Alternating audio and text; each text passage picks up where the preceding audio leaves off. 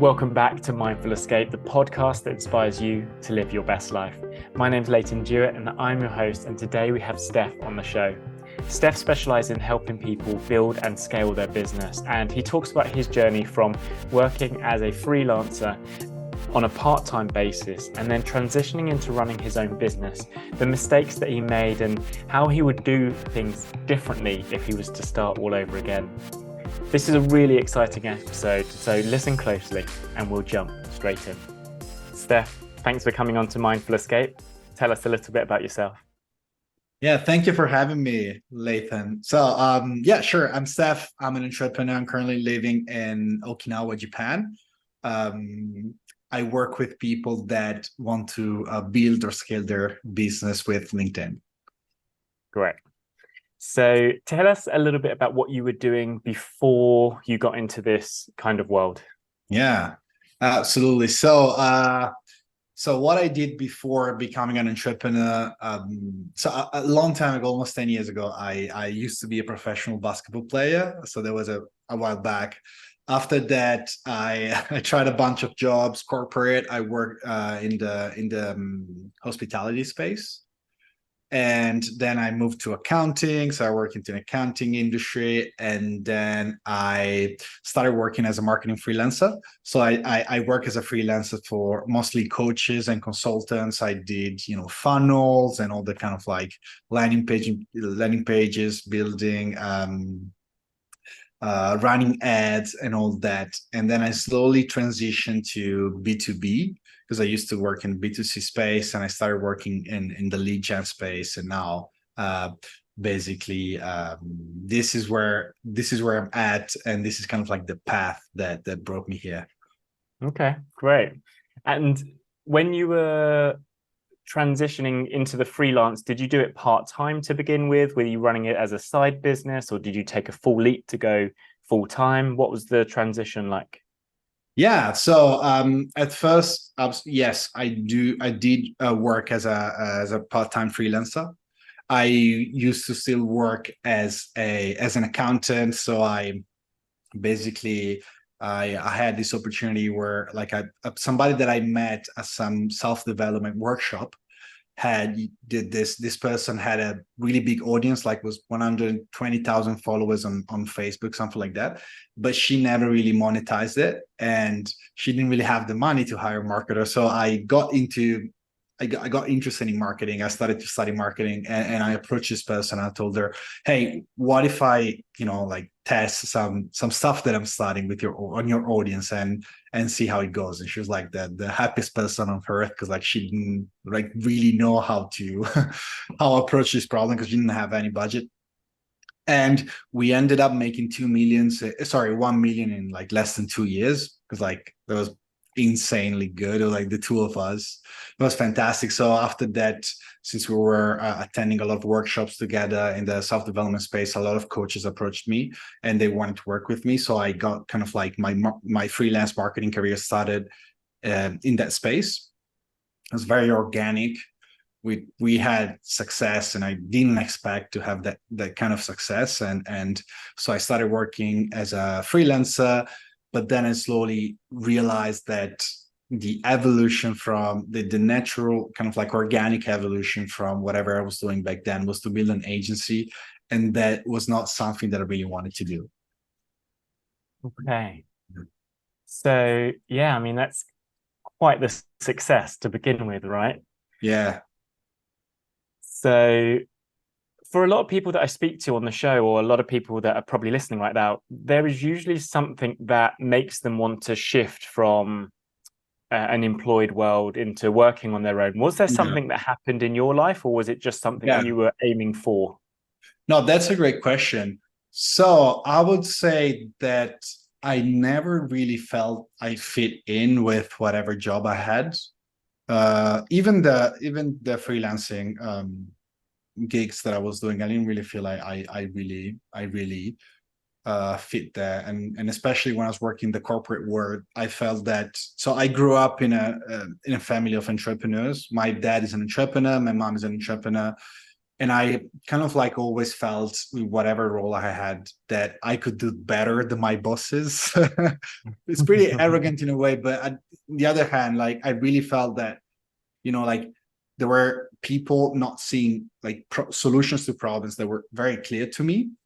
And I got frustrated very quickly with whatever job I had. I was like, why don't you just do that? And just like, I realized at a certain point that people were not do not really care. Like when you work with people in the corporate space, I mean, at least that's my experience. I know there are some really great workers there, but the people that I work with, I saw that they were not really willing to, go the extra mile. They did not really enjoy fixing problems. That's something that really got me into into my entrepreneurial journey. And I just felt that I had so much to give, and whatever thing I was doing back then wasn't really allowing me to like express that creativity, or really the problem solving skills that I had, that I enjoyed really exercising. So yeah, that is probably the reason why I started. I aimed at becoming an entrepreneur. It's because I saw that I tried to find good mentors, but like I never really found anyone. There was probably my I don't know if it was luck or bad luck, but I never really found anybody that I really considered a mentor. So I was like, I want to do my own thing. Took me a while, but I managed to do it, and I'm like the best choice I could have made. Yeah. It's really interesting actually, because a lot of people, when they talk about this journey, it you can really feel the struggle. But when I'm listening to you, you actually make it sound like it's quite easy. That Was it easy, or what were the challenges that were coming up no, for you? yeah, no, there was not. Well, it now in retrospective, would I say it was easy? No, no, not even now. Like there were so many breakdowns and so many really hurdles that I had to overcome to be able to support myself to be able to bring my business to a point where I could support myself, I could pay the bills and travel and do all that. But no, it's not easy.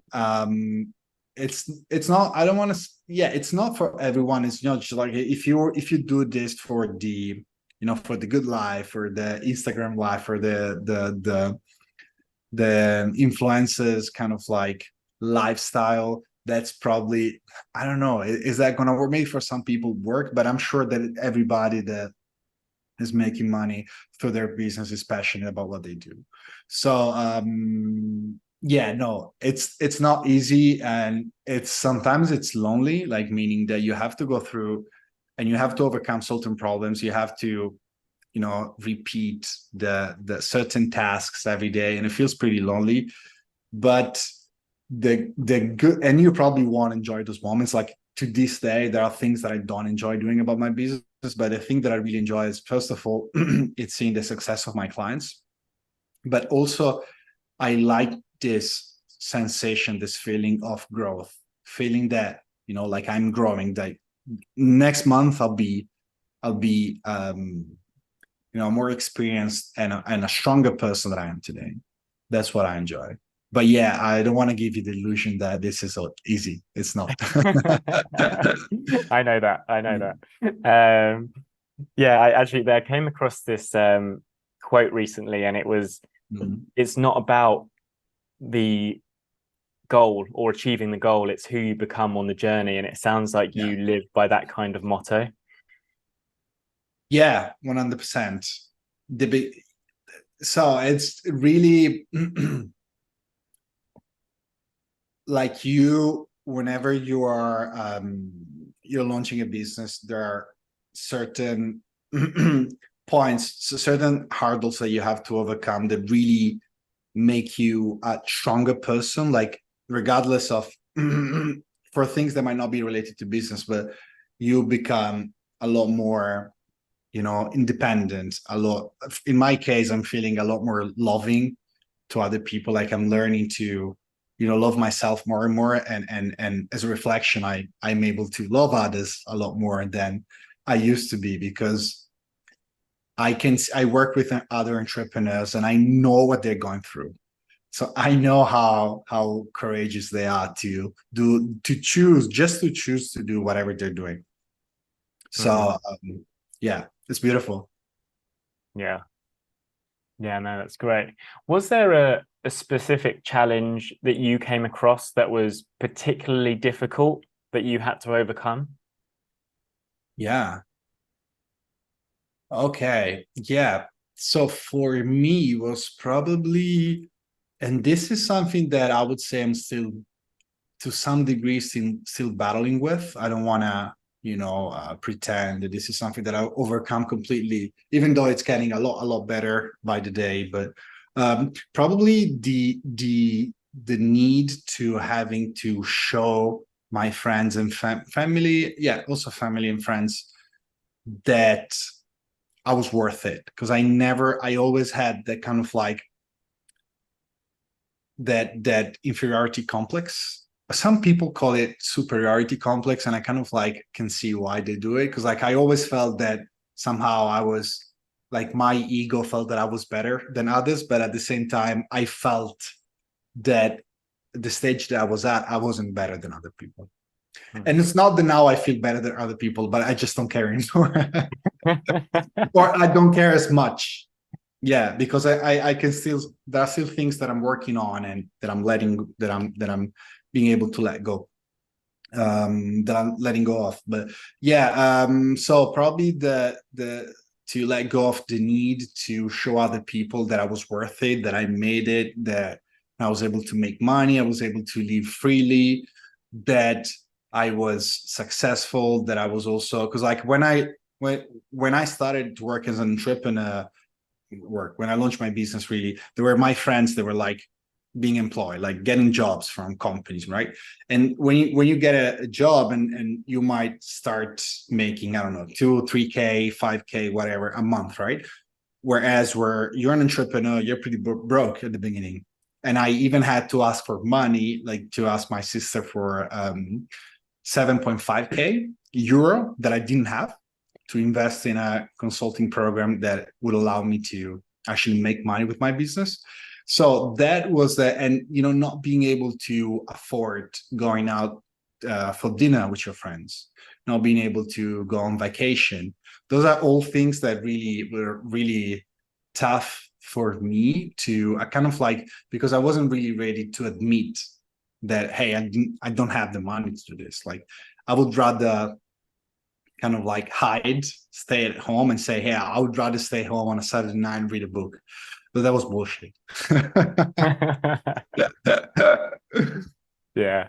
When people are trying to make the transition from, like your friends, for example, who went into Mhm. that job and they have that regular income, and then all of a Yeah. sudden you might decide, okay, I want to start my own business, but you've still got that mentality of expecting that income every month. It can be quite hard to shift. Yeah. Did you experience that with what you were doing, or do you have any advice for anyone who has to make that mindset shift? Because also you came Oh, from a sporting background, right? So it's probably a lot of yeah. mindset stuff there. Yeah. No, that's a great question. Look, I try never to advise other people what to do, meaning that, um, if you don't feel like, so for me, this was my fourth or fifth business attempt. Like I tried to launch different businesses and nothing really worked. So to become an entrepreneur, to make money, to sustain myself, it took me, I would say, at least 4 years, right? So if you have a business, probably, unless you feel like extremely motivated and you say, hey, I just want to, like, you have a very strong calling, but also you have to be careful that's not ego. Anyway, that's probably a different topic for a different day. Probably the best way to go about it for most people would be to keep their job and launching a business as a side gig.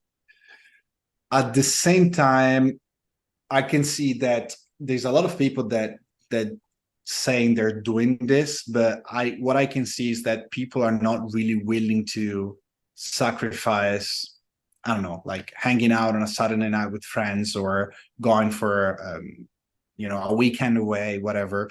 Like if you want to launch a side, launch it like creating a successful business as a side gig, it's pretty tough because you didn't have much time, right? You have a full-time job or whatever, and then like after, like when you finish, when you're done working, you have to work on your side business, on what you want to become your main business, right? It's pretty tough because like you already have, you have like whatever 24 hours in the day, like for 8 hours you sleep, whatever, and then you have 16 hours where it's not just about the number of hours that you have available, it's also the mental focus that you have. It's limited. You cannot be creative for 10 hours a day. So I'm seeing that the main problem there with people is that they're not willing to make that sacrifice. That might last just for like 6 months or 1 year. That if you think about it, it's really nothing. But I mean, it's when you go through it, it's pretty tough. But like when you get through, it's, you look back and say, hey, it was just 6 months of my life, whatever. But yeah, so the mindset shift would be to the hardest mindset shift to make would really be to like get out of that mentality where like that money is coming at the end of the month or whatever, but more like, hey, I'm gonna build this, I'm gonna make it work no matter what. Because when you become an entrepreneur or a freelancer, whatever, the money that you make, like whatever you're able to build, depends on you. There's not like a company that takes care of you. Like you have to produce the income every month. Yeah, I think with the mentality as well, if you're doing the side hustle or starting a business while you've got your income, you have to really want it. And like you said about making sacrifices, because the other thing I've noticed is that sometimes because you've got that safety net of the job and the income, you might not push yourself or take the risks that you need to take to actually make that business succeed. Yeah, 100%. And yeah, it's not just about the risk. It's also about the commitment. Yeah, 100%. I wanted to ask you a little bit about, this covers two aspects, because I know you work with a lot of entrepreneurs, but also on your own journey. Are there any major lessons that you've learned or that you encourage your clients to learn? Any that really stand out? Yeah. Okay, that's a great question. For me, and it's something that I'm still becoming a lot better at, it's don't freak out. Because there That's are great. certain times where like you don't see the money coming in or whatever, you have calls but you don't close, you have 5 sales calls, you're like, hey, I'm set for the month, right? Like I'm sure I'll convert at least a couple of them, but then you don't convert any of them. Don't freak out. It's like keep putting the work in, keep working on the foundation, on the foundations, like keep doing your prospecting, whatever this is, creating content, whatever that is, to keep that stream of clients coming in or prospects coming in to see your content and your stuff. But yeah, don't freak out if things don't go as you expect them to go. And especially something that I'm noticing a lot is that when and this happened to me and has happening to most of my clients, when they close their first few sales, people tend to get a little bit cocky and maybe stop doing whatever they were doing, or they focus less on put less focus on whatever tasks they were doing before. And there is usually kind of like not really a downfall, but really a fluctuation there.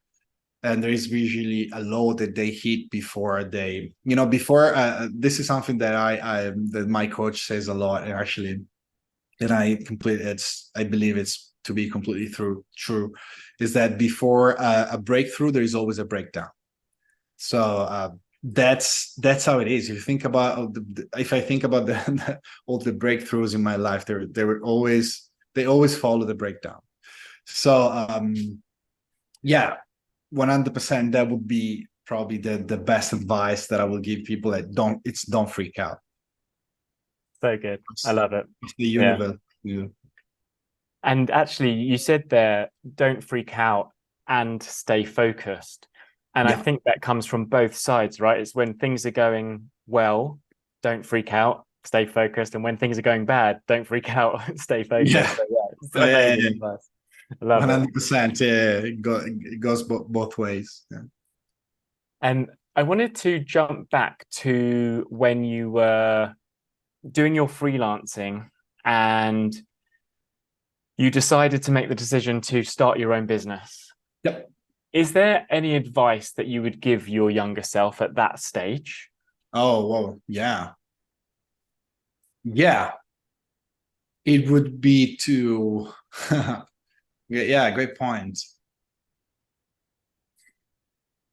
It would be to keep the freelancing job as I would build my business.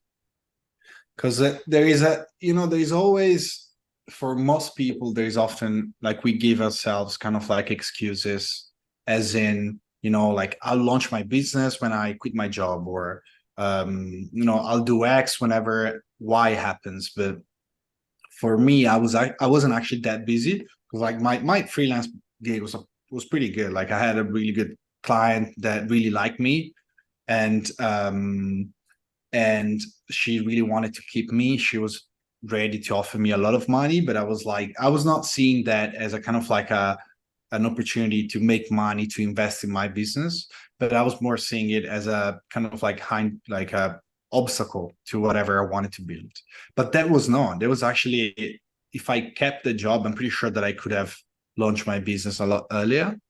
And there was also things that I needed to work on, as in, I felt jealous. I felt like, like the people weren't recognizing my value, as in, the people that I was working with, I was always trying to find a reason to believe that whatever they were doing was wrong. Most of them were coaches, so I say, hey, she is teaching other people to do X, but she's also doing X. Or sorry, she's teaching other people how not to do X, but she's doing X. Those kind of things. And those are the people that were not, those were the things that would not allow me to have a clear channel to attract more abundance in my life, to make a business work. So I was really to work on myself and keep the freelance job, and really work seriously on your business on the side, and don't talk about it, just act. Mm. It's a really interesting point for me, because I found that trying to do a job while trying to run a business in my mind was also an obstacle. So I think maybe I went through a similar stage as you. Mm-hmm. And you said now, okay, you would tell your younger self to stay in the freelancing job and maybe reposition it.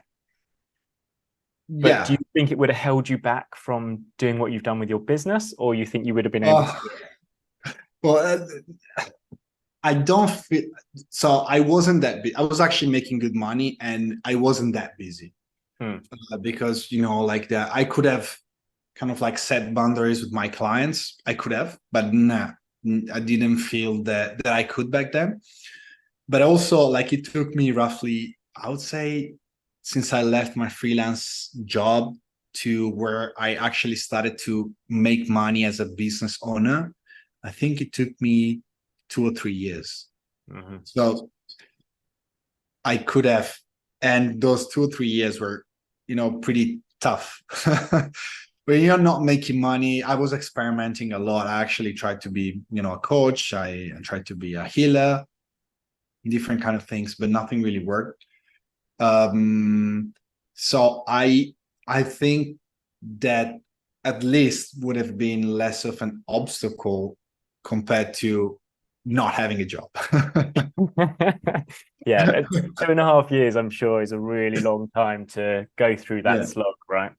Yeah, 100%. and good point. I'd love to touch on a little bit more about what you're doing now. You mentioned about some other business that you've tried. What are you doing now, and how are you helping people? Yeah, sure. So I think I'll rebrand very slightly in the next few weeks. But so what I do is I basically help people that want to, they either want to launch a business on LinkedIn or want to scale on LinkedIn.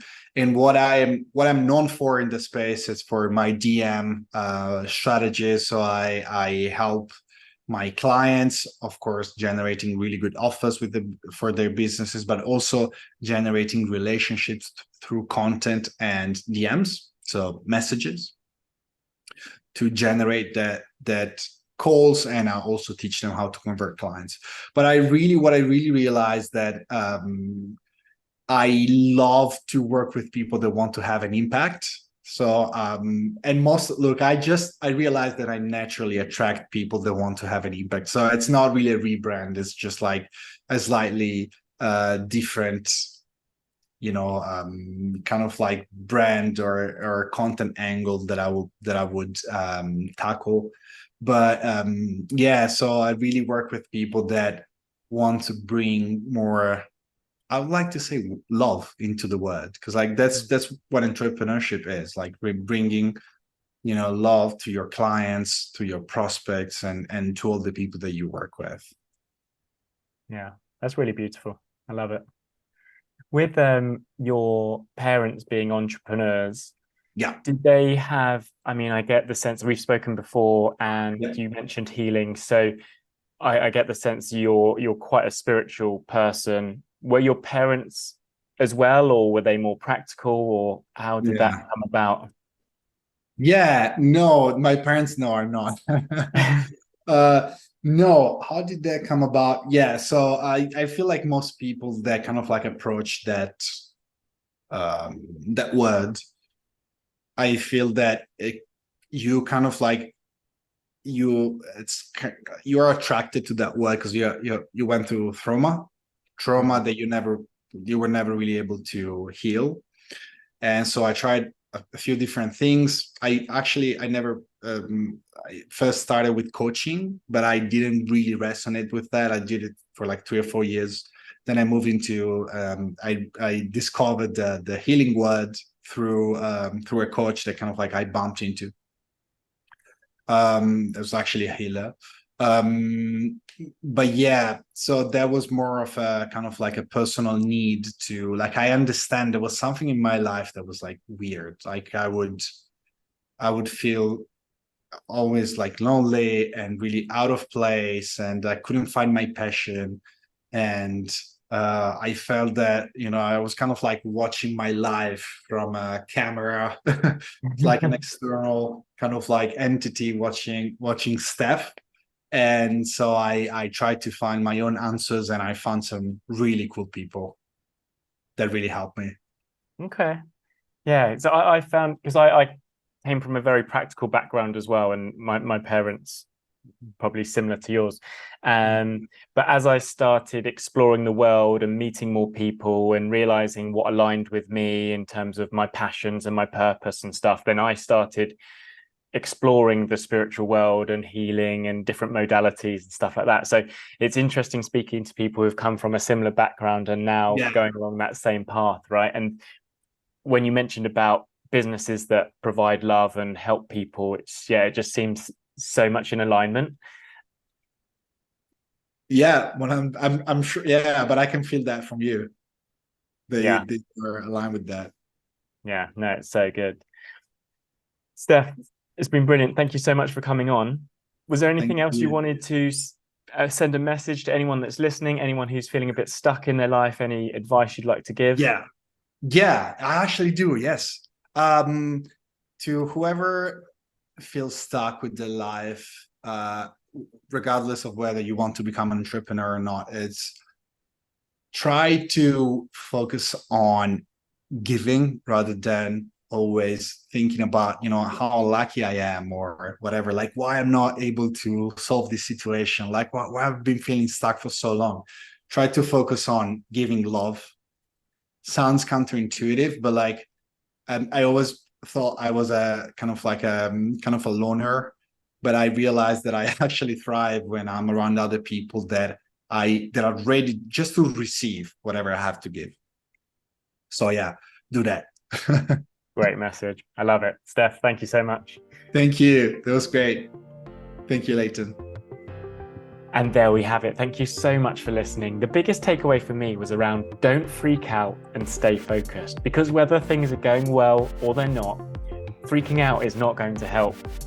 Take your time, take a breath, be mindful, and stay focused on what you're doing. I loved how Stef talked about even when you're doing well, you can come away from your focus. And when you're doing badly, you can come away from your focus. And it's important to just stay on that level, stay on track, and keep doing the things that you need to do in order to live the life that you want to lead. I hope you enjoyed this episode. If you found value, make sure you share it with a friend, and I'll see you same time next week.